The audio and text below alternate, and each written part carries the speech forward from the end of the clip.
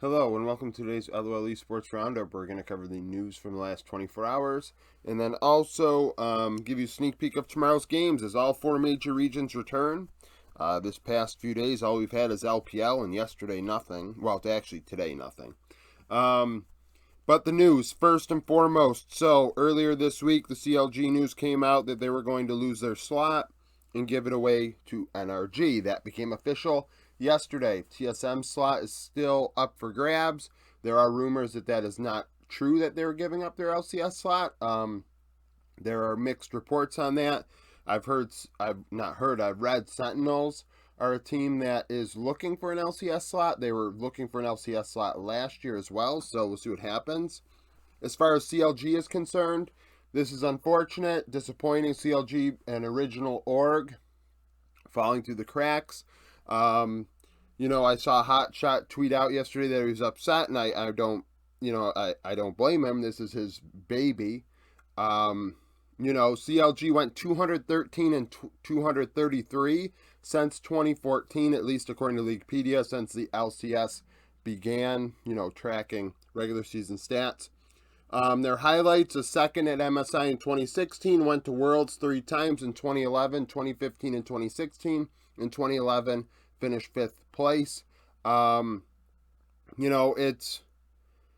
It's unfortunate, and it reminds me of the Optic situation. I mentioned this before. I am an Optic fan. Just making sure I'm recording here. Yeah.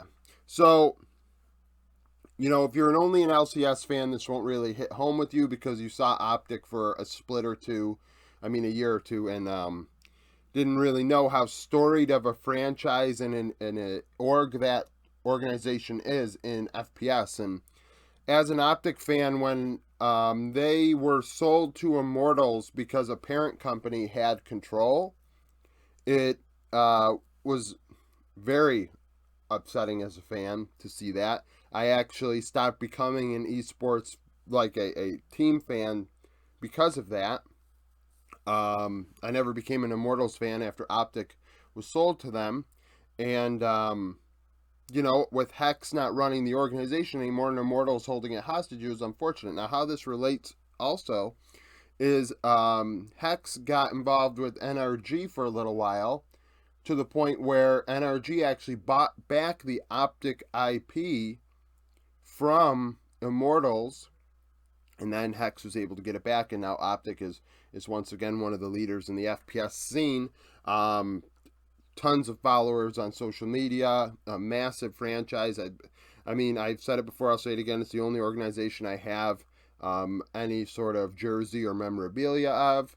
If they became an LCS team, I would probably lose my shit. So, how this all relates. I do hope Hotshot has an opportunity to get the CLG IP back. This will be an interesting thing. I hope that he is able to get his squad, back in his hands. Even if it never hits LCS again, at least allow it to be where it belongs. NRG only played 1 year in the LCS in 2016, going 13 and 23. Otherwise was relegated after that. So we'll see how they do. They're keeping the CLG roster and most of the CLG infrastructure when it comes to LCS and the team directly. I imagine that's because it's in between splits, and I wouldn't be shocked next year if they go with a different lineup. XL, this was news yesterday that I forgot to put on the board. Xerxes is allowed to look for another team. Xerxes, the XL jungler, struggled this past year. These numbers are dog.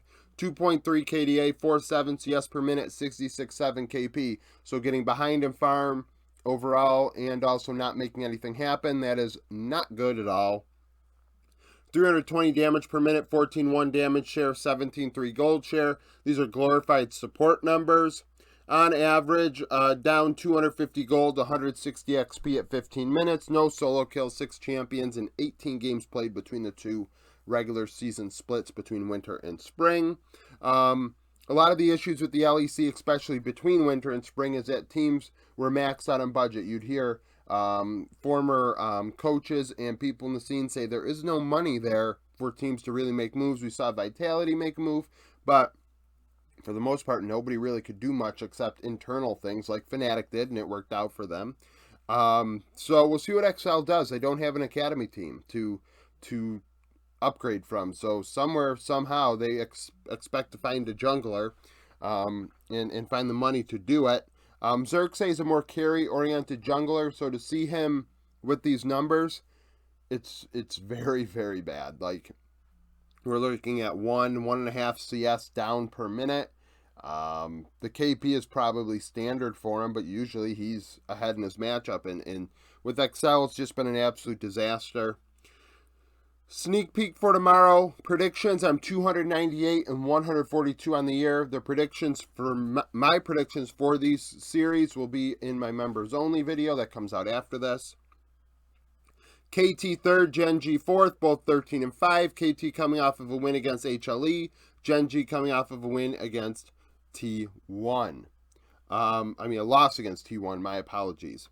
Week 7, KT would win 2-1 against Gen G. That is also how their previous matchup went in Summer Split, so KT getting 4 out of 6 games. BDD was the MVP in that one, going 18-2-9 with 27% of the team's damage. In all 6 games, he went 27-7 and 22 with 28% of damage. Chovy, in this last series, 7-8-13 and 22% of damage. Over the entire 6 games, 12-15-24 with 24% of damage. So this is going to be a very, and I said this on the Discord a couple times, and I don't think it's really hitting home. With the fact that now there are 2 seeds going to MSI, finals does not matter as much to me anymore. I understand that domestically these teams may care, and that's a thing. But this matchup, this one, and this one, determine who's going to MSI. Like, you win this, you're going to MSI. Are you going to... Now, these guys are in the first pool regardless, but these guys, it's like first and second seed, so I guess it matters a little less because you have to play the finals to kind of get an idea. Do you want to be in first or the second seed? But the LCK, they're in. So really, this KT Gen G matchup, in my opinion, matters more than the finals do. So it's going to be very important for the winner to win it so they get to go to MSI. LPL, BLG, OMG, BLG 5th, OMG 6th, both 10 and 6. BLG lost to JDG, OMG lost to EDG yesterday. In week 10, final week of the spring splits, that was like 2 weeks ago. OMG would win 2-1. Aki was the MVP on the Discord in the jungle, going 13-6-23, 17% of damage. Shun against him, 3-11, 23, 12%. BLG are playing a lot, very, very good. They probably should have beat JDG, but the last team fight in Game 5, Ben got them there, so I'm not blaming him for the entire series loss. I think that would be ignorant. Now, as far as OMG is concerned, against EDG, they struggled yesterday big time. The only game they won, they came back from a 5K gold deficit. But, they're also one of the final 4 teams, so are they really struggling? They just struggled yesterday. LEC, Mad Lions, and Vitality. So this is the start of the group stage of Spring Split. Mad 18th, Vitality 10th. Mad Lions 3 and 6, Vitality 6 and 3. This is very important for Vitality.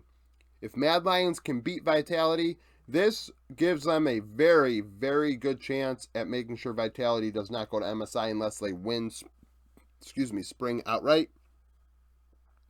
Mad lost to G2 the last day of Spring. Vitality beat Koi. In week 1, Vitality would beat Mad Lions. Upset was MVP, going 7-0-7 with only 20% of damage on Caitlyn. Karzi 0-6-0, 25% of damage on Aphelios in the loss. After that, Astralis and Fnatic. Astralis 6 and 3, 16th in the power rankings. Fnatic 4 and 5 and 19th.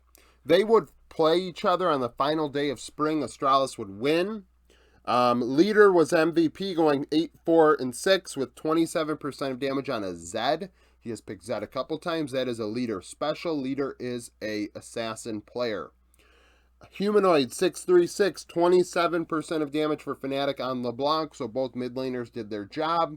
And we'll see how that goes tomorrow in the best of 3. Very important for them. Both teams pretty much in a situation that if they don't win Spring outright, they are not going to MSI. did not do strong enough in winter to really. Well, Astralis did okay, but they would need like a runner-up finish or something to have any chance in hell. Fnatic do need to win. LCS, Golden Guardians and FlyQuest. Golden Guardians 13th, FlyQuest 11th. Fly coming off of a loss to C9. Golden Guardians coming off of a win against EG. In Week 8, Fly would win in the best of one. They won both matchups. I did not combine them because Winsome was in the first game and Isla was in the second game, and they're going with Isla, so the team was not the same. Spica 3-3-11, 22% of damage for FlyQuest on an Elise. And River went 2-8-7 with 10% of damage on a Vi in the loss. That one, like I said, similar to this one, very important. MSI is on the line for this one. And frankly, for this, it's a little more important because, well, it's not as important. Like, you go to MSI, so you're locked. So I guess that's super important. But when you go to finals in the LCS, it determines first and second seed, whether you're in, the guaranteed group to go to the second stage, or you're in stage one and you have to play through the PCS and VCS, which are regions you have to respect. So that's definitely going to be something to make note of, but winner goes to MSI, and that is huge. So in my opinion, with 2 seeds going to MSI, it kind of waters down what finals mean to me, because in the end, sure, domestic success does matter. We want to win domestically, build a fan base, this and that, but to win internationally and to care, like, Worlds is what you want, MSI is what you want, you've got to get a seat at the table, right? You got to, like, if you're Gen G and KT, you could give a shit less what T1 and what you want to do. I wouldn't even be scouting them at all. I would be scouting who I'm playing, because this matters way more. I would rather win this and then get smoke showed in 75 minutes against T1 the next day than,